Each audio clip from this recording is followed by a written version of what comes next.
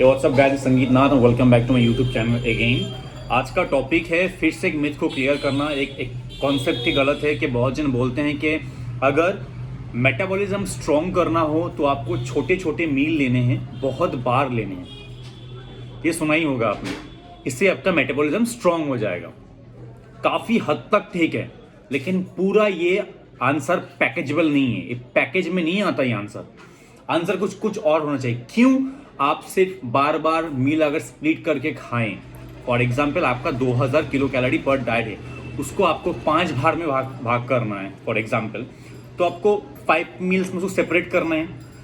अभी what is the meaning of metabolism? It's a chemical process body के cell का। एक केमिकल प्रोसेस है बॉडी के सेल का जो फूड को एनर्जी में कन्वर्ट करता है, मतलब एटीपी में कन्वर्ट करता है। फूड को एनर्जी में कन्वर्ट कर देता है बॉडीज के सेल। इसको बोलते हैं मेटाबॉलिज्म। कुछ भी करो एनर्जी तो लगेगा। खाना खाने के लिए, खाना हजम करने के लिए और खाना ट्रांसपोर्ट होकर पूरा सेल में पहुंचाने के लिए भी एनर्जी एटीपी चाहिए।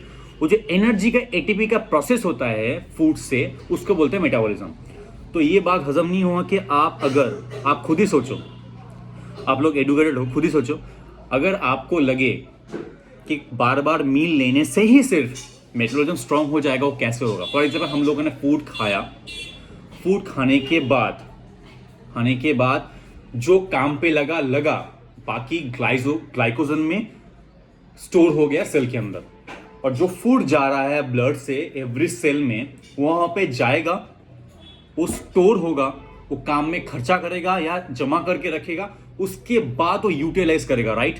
अगर कुछ बाद में करने के लिए, तो बार बार आपको टंकी भरना होगा अपना। यही बात है ना, बार बार आपको आपका टंकी भरना होगा। तो आप अगर एनर्जी सोर्सेस में क्या लेते हो वो डिपेंड करेगा इसमें। अगर आप कार्बोहाइड्रेट लेते हो तो उसका काम अलग होगा, अगर गुड फैट लेते हो उसका काम अलग होगा। अगर आप कार्बोहाइड्रेट ले रहे हो फॉर एग्जाम्पल, तो कार्बोहाइड्रेट का जो टंकी है बहुत ही कम है।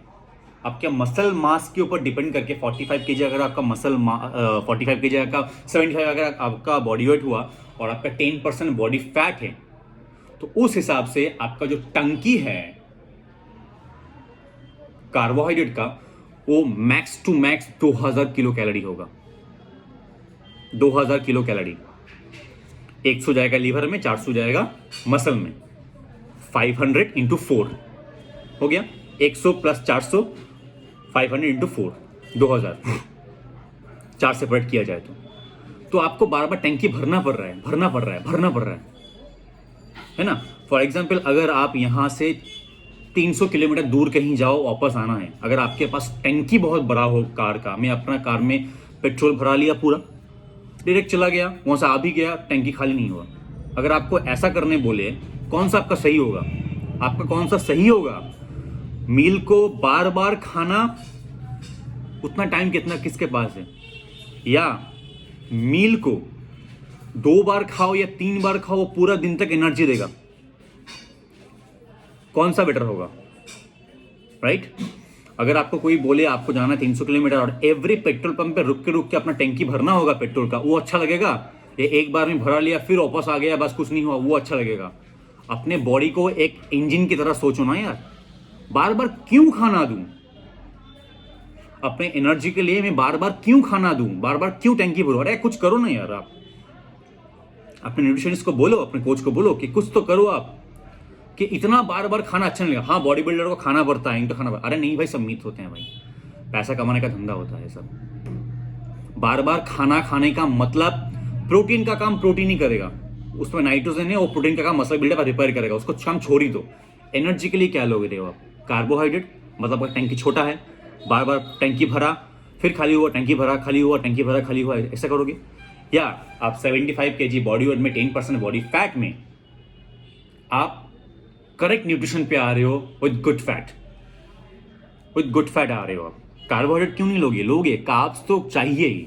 रेड ब्लड सेल को ग्लूकोज चाहिए, सही बात है। ग्लूकोज के अलावा हम लोग सर्वाइव नहीं कर सकते। रेड ब्लड सेल को ग्लूकोज चाहिए। बाकी किसी में अभी तक प्रमाण नहीं हुआ कि ग्लूकोज चाहिए उतना। कीटोन भी हो सकता है, फैटी एसिड भी हो सकता है, मिल जाएगा। बहुत जन बोलेंगे ब्रेन को ग्लूकोज चाहिए, लेकिन वो भी तो प्रमाणित नहीं हुआ। कीटोन से चलता है, ब्रेन से चलता है, तो छोड़ी सब बात। तो आपको टैंकी ऐसा चाहिए, बहुत बड़ा चाहिए। अगर 75 आप करेक्ट न्यूट्रिशन पे हो, 75 kg बॉडी वेट, सेम की तरह 10% बॉडी फैट, तो आपका वो टैंकी 60,000 में कन्वर्ट हो जाएगा। 60,000 कहाँ 2,000 किलो कैलोरी, कहाँ 60,000 किलो कैलोरी। अब भर पाओगे। और एग्जाम्पल में लो, क्यों आपका मील स्प्लिट करके आप मेटाबॉलिज्म स्ट्रांग नहीं कर सकते सिर्फ वही करके। उसका और एक रीज़न है, मैं आपको पाथवे समझाता हूँ। जो अच्छा, मेटाबॉलिज्म का मतलब क्या हो गया? मेटाबॉलिज्म का मतलब हो गया कि आप फूड खा रहे हो, वो फूड एनर्जी में कन्वर्ट हो रहा है। कहाँ कन्वर्ट हो रहा है? केमिकल प्रोसेस से सेल के अंदर, राइट?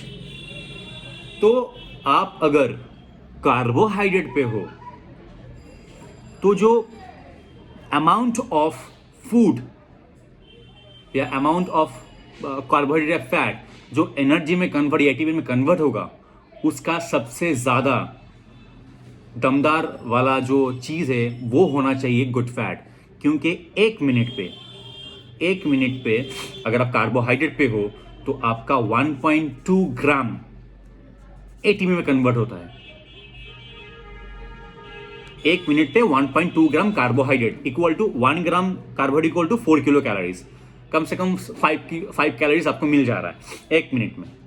वही अगर आप गुड फैट से करेक्ट न्यूट्रिशन पे आते हो 1-2 हफ्ता या 3 हफ्ता, तो 1.5 ग्राम्स गुड फैट एटीपी में कन्वर्ट होता है। 1.5 ग्राम गुड फैट का मतलब कितना हो गया? 1 gram equal to 9 kilo calorie.